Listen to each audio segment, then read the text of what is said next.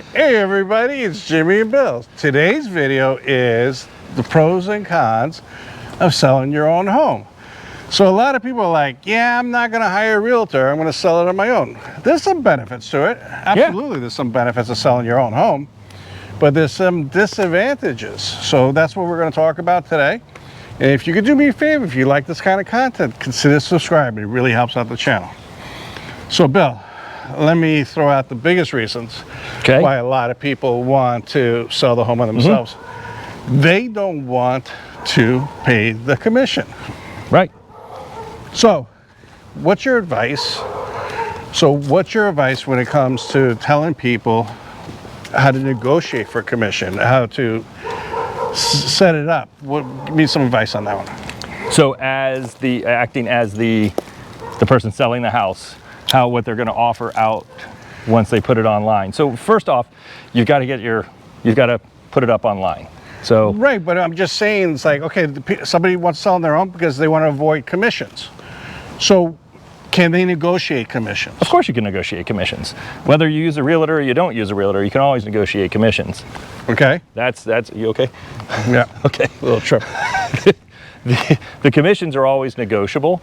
And same thing, even if you're, as the seller, you have a realtor that brings you a buyer, you can negotiate commissions. Because that's going to be, if I was to come to your door with a buyer and say, hey, Mr. Seller, Mrs. Seller, I have a client that is interested in purchasing this property.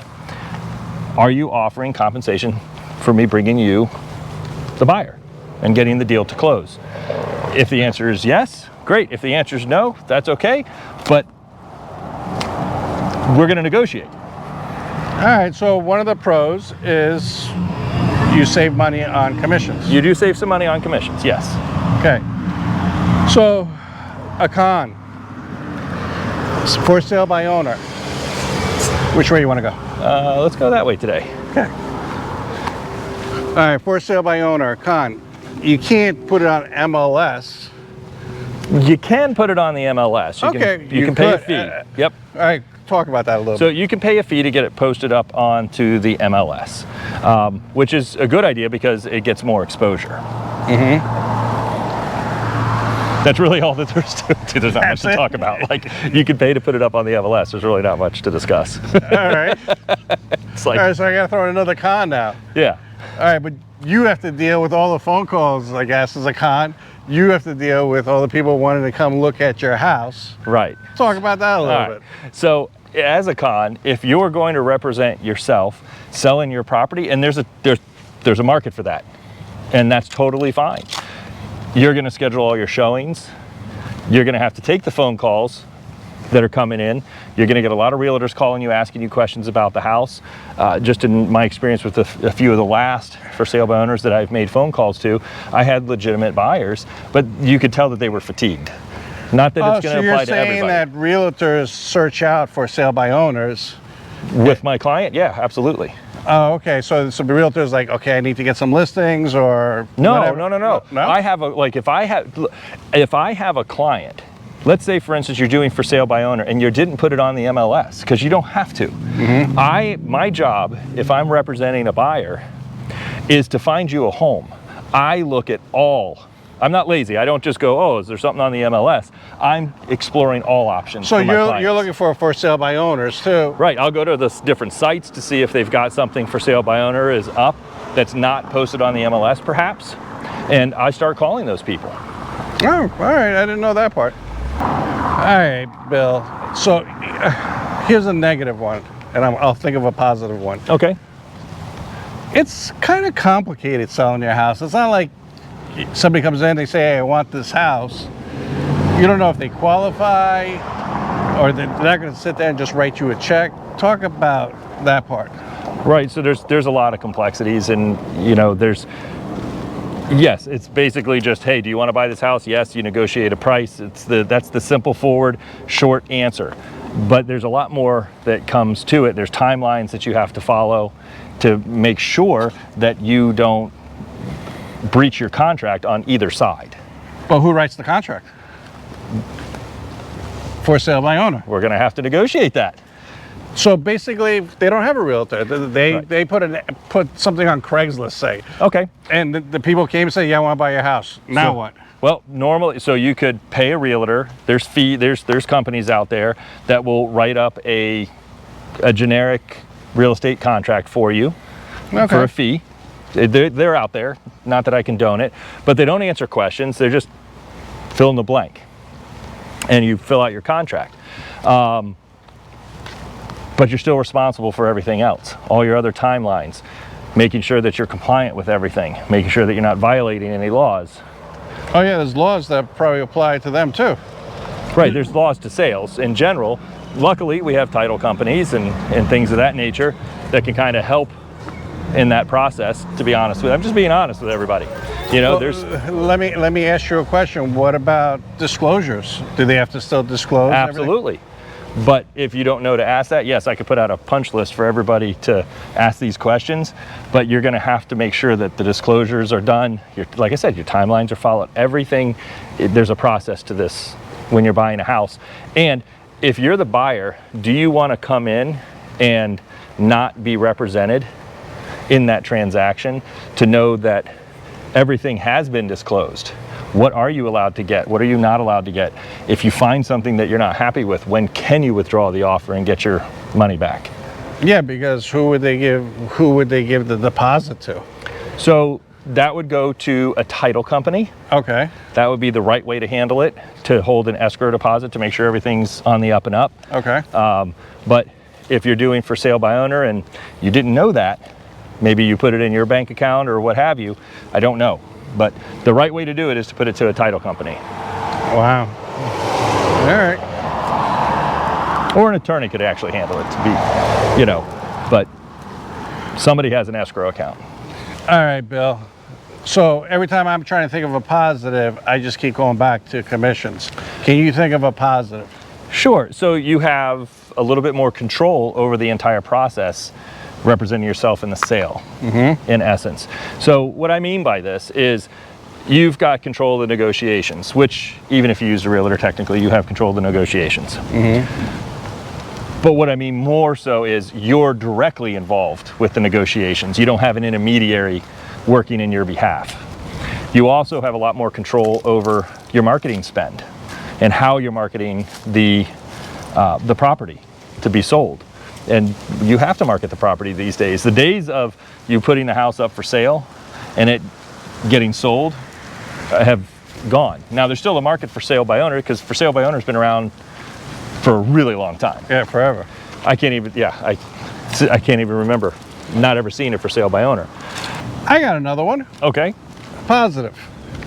So for sale by owner, you're negotiating. You have more room to negotiate on the sale of your property. That's a good one. Because like say I'm negotiating and I got a mortgage and then say I got to pay $20,000, $30,000 commissions, $10,000, whatever it is. That Right. doesn't matter. All right. But now I'm not paying that commission. That's So good. now I have room. If I really want to sell it and I want these people to have it, but they're on a tight budget, I have more flexibility. That's a good one. I like that. Yeah. Yeah, I like that, because it's true. You do. You're not paying at least one side of the commission, you know, because we're just assuming that somebody's not represented on either side. Right. But, you know, if you're at least only paying commission on one side of the deal, it leaves you a lot more room to negotiate. So that's a good one. All right. And it's true. Yeah, I like that. Let me ask you a negative one. Okay. Legally, I don't know this answer, so I'm just throwing this out there. Okay. Do you have more liability selling the home yourself than a realtor selling it? Does like a realtor alleviate some of the liability because you hired a professional licensed person compared to you doing it yourself? Or you don't know the answer? I don't know if I know that answer. I would say I can't answer that question if one person has more liability or not. I can say this, that if you have a realtor at its very base, you're at least getting somebody who knows the laws around real estate. Okay. Just because you didn't know about a law doesn't mean that you can't get in trouble for violating a law, or a rule for that matter. So at least you know that. You've got somebody looking out for you on your timelines. It is protecting your money. That way you're not losing your, deposit potentially, or you find yourself in civil court over a dispute. Because of something you didn't know. You didn't know. It's not your fault. You just didn't know. So technically, it is a negative for sale by owner, because you do open up yourself to a little bit more liability, because not because you're trying to do something wrong, it's just because you just don't know all the rules. Right, and you may inadvertently violate a rule or a law that you just didn't know about. And I mean, we go to school and they just beat those things into our head to keep us and keep our clients happy, because these are big transactions and you don't want to mess things up. And on the other side of that coin, you also want to make sure that your whole point is selling it for sale by owner is to save a little bit of money, but you also want it to come to close, or else it kind of voids the whole purpose if you can't get it to close.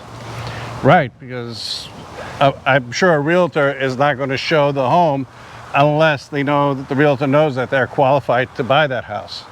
Right, so typically what would happen is, if I was showing houses, I'm bringing qualified buyers to the property. I know that through just a conversation, whether they've been pre-approved for a loan or not, and that's all part of the strategy and making an offer to you. So I understand, we're bringing definitely a more vetted customer to your door, because we don't want to waste our time either.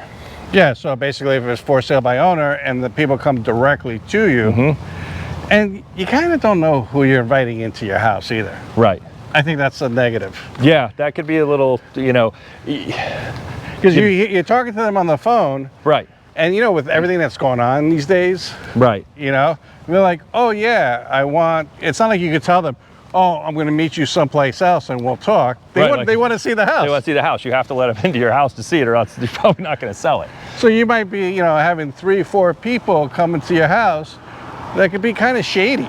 Right. Now, I mean, you could still have shady people coming into your house, but they have a realtor with them. They have a realtor with them, and I'm sure the realtor kind of could tell, Right. I mean, obviously they can't tell everything, but at least, you've got a realtor. It's, because there's somebody there watching them.